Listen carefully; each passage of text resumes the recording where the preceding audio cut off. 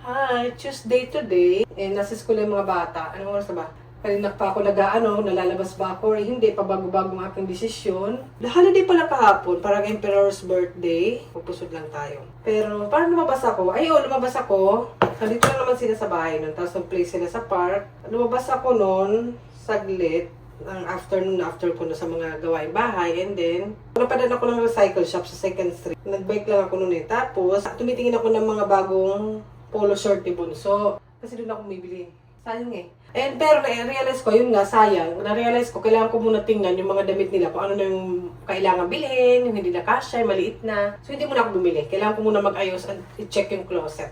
Mag-ayos ng itsura ko. Gusto ko yung kulot-kulot konti. Na-realize ko, meron akong white hair talaga. Before, may white hair ako dito. Matagal na yan. Hindi ko tinatagal kasi parang pamahiin. Nakita ko nga, totoo, akala ko yung joke lang ako ni ate. Meron akong mga white hair na dumadami. Hindi marami, pero there's some. Pero hindi pa masyadong halata. Minsan nakikita. Minsan hindi. So, okay lang naman sa akin. Magkaroon ng ito, kung kakadandrap na naman ako. Hindi ko lang makita niyo. Ayan kita ba? Kita yung tutuloy, sabi ganun. Meron dyan. Hindi ko lang kung kita din yun nandito sa may ulo ko. May dandruff cyst pa. Basta meron ako din dito, banda. And dito meron na pala. Kaya pala sabi ni ate. Ano ba? Napansin din ni ate. Pero okay lang. Huwag lang masyadong sobra. Okay lang.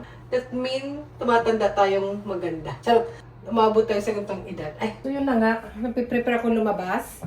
Pupunta sana nga ako ng mall or sa recycle shop, titingin ako ng mga sale. Kasi nagsi-sale na mag-spring sale. Tsaka parang may mga tayo lumalabas ako, hindi na ako nag-jacket or coat or manipis na lang talaga. Kasi nga, actually yung room wear nila is, kailangan ko rin tingnan yun, maliit na, lumiliit na. Para yung mga sale ba, para sa next winter, meron na sila, medyo malaki bibilhin ko. Sayang naman, di ba? Kasi minsan, grabe mag-sale din dito sa Japan. Ito sa Uniqlo ata to binili. And nag-ano pa talaga sila sa loob na maglalagay ng cotton. Ito inner to, na mahaba. Kasi nangangati-ngati sila kasi may atopy sila, nangangati-ngati sa texture. Sa texture, ito anong size ba nito? Maliit na kay Bunso eh. Bilis ka lumaki ng mga bata. Yung room wear nila, syempre, hindi ko sa recycle shop binibili.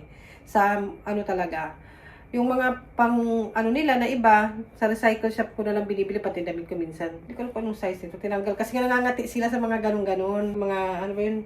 Yung mga dito, nakalagay. Kaya tinanggal. Hindi ko tuloy alam kung anong size nito. Pero siguro 130, 120. Maliit na kay Bunso yan. Hindi ko alam kung may peanuts pa. Iba-iba kasi sa Uniqlo eh. Yung kanilang, siguro 130 yun. Si ate rin eh. Tinatanggal yun Tinatanggal. Ako kasi parang hindi ko na tinatanggal. Hinayaan ko na lang. Yun lang kasi hindi ko malalaman kung anong size. Si ate, pang pang sa akin na pang adult na yung mga size niya, ito 150. Parang pwede na sa akin to. Yung haba ba? Same lang kami. Palit lang yung ni ate ito. Siyempre, hindi kasya din. Malayo. So, ilagay ko siya dito. So, yun nga, dapat ang anuhin ko. Kaso, muna ako, titingnan ko muna yung closet. And, meron pala si Bunso school trip sa aquarium sa Suma, dito sa Kobe. And, kailangan niya mag-prepare ng bento and everything. And, kailangan niya ng pamasahe. 320 yan daw, round trip. Ito yung mga kailangan niya. Ayan, 320 yan yung round trip. Pero, meron naman kasi silang, IC card. Ito pang bata to half lang yung binabayaran nila. Hindi talaga yung katulad ng akin. And may pangalan siya, may nakalagay na date. So, until March 31, 2028, yung kanyang paggamit ng IC card na to, magiging adult na siya sa susunod. Hindi na siya kalahati. Sa bus, sa train, or minsan sa convenience store. Minsan pwede mo nang pambayad din to. Parang naging ATM na rin siya. Kaya maganda. Kaya titignan ko to, check ko kung ang dami kong gagawin. Kung may laman siya, actually, chinarge to ng last weekend na lumabas kami, di ba? Napanood nyo na yun. I-check ko kung may laman, kahit man ng 500 something, okay na yun. And meron inutos si Papa sa clinic. So, pupuntahan ko rin yun. Mga utos. Ganun.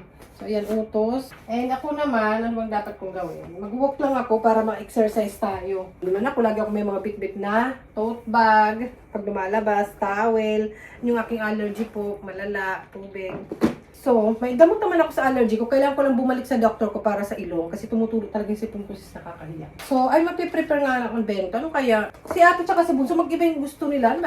Magkaiba yung gusto nila ng pagkain, ng ulam. Si ate, Okay siya sa itlog-itlog lang, mabubuhay siya. Si Bunso, gusto niya yung parang karne-karne, lalaki siguro kasi. So yun, and ito dadalhin ko rin. Hindi na, pipicturean ko na lang yung kailangan ni Bunso sa school trip niya. Ayan. Nagkukumute lang sila, kasi kaya naman transportation dito sa banda sa may amin is okay. Yung train, malapit lang naman kami sa train, and doon na sila nakikita-kita sa train station. So, itong aking agenda for today. Check ko ito. Sana wala akong makalimutan. Dahil ako pa naman ay lagi nakakalimot. Tara, let's go. Ay, lagay ko ito dito. Kasi mag-walking lang ako. Sama ba kayo? Magbihis na kayo. Narikikinig lang kayo dyan. Ano kayo? Tara, go! Ganda ng panahon eh. Ganda ng panahon. Ay, we're done sa pharmacy. Yung utos ni Papa. And dito naman tayo sa bank.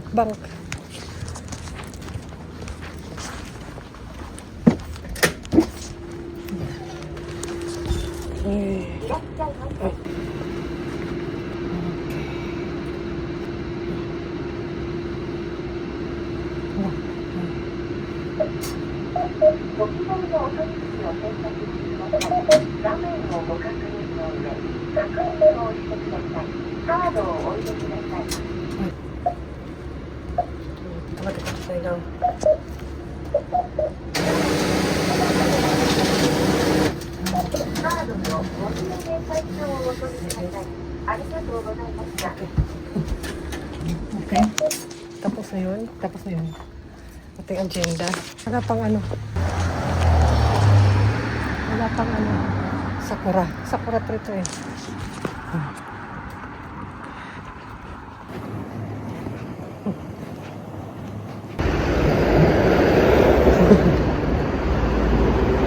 Punta tayo sa station.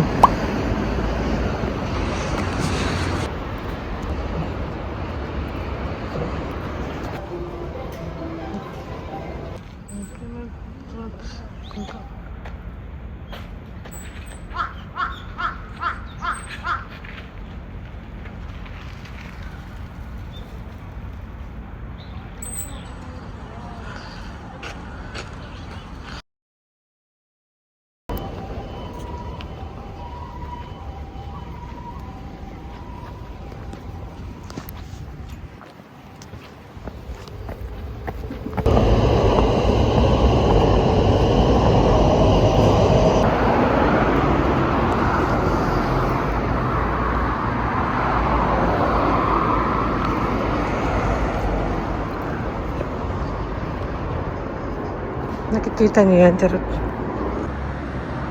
Pasok tayo. Sariyo shop. Tingnan natin kung sale na. Tingin lang. Tingin lang.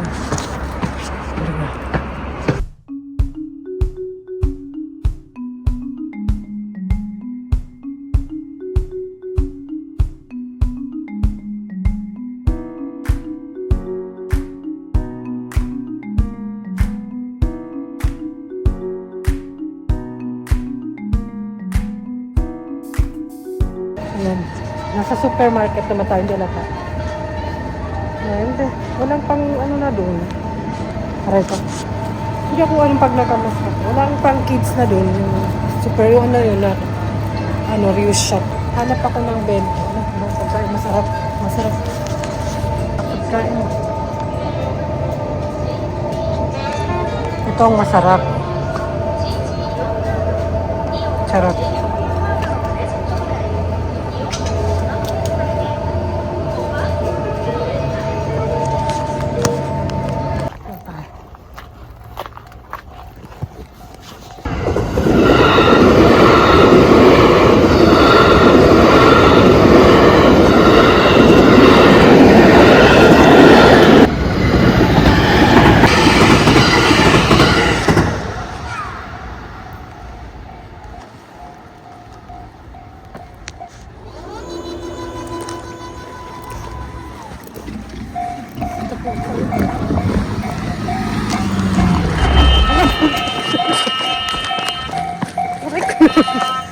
Sorry.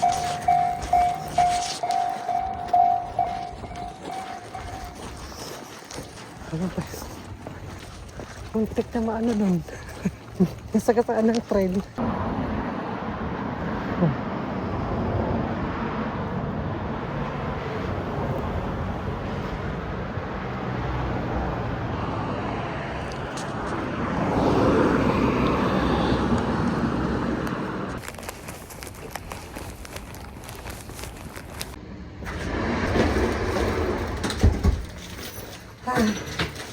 sarap ng panahon, 16 degrees sa labas. And ang tagal ko rin sa labas parang isang oras may kita ako nag-walking. Ko alam.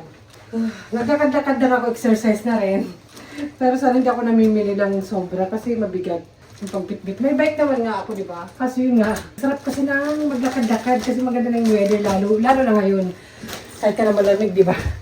So, yan, nakatira tayo. Nagawa ko naman yung mga dapat kong gawin.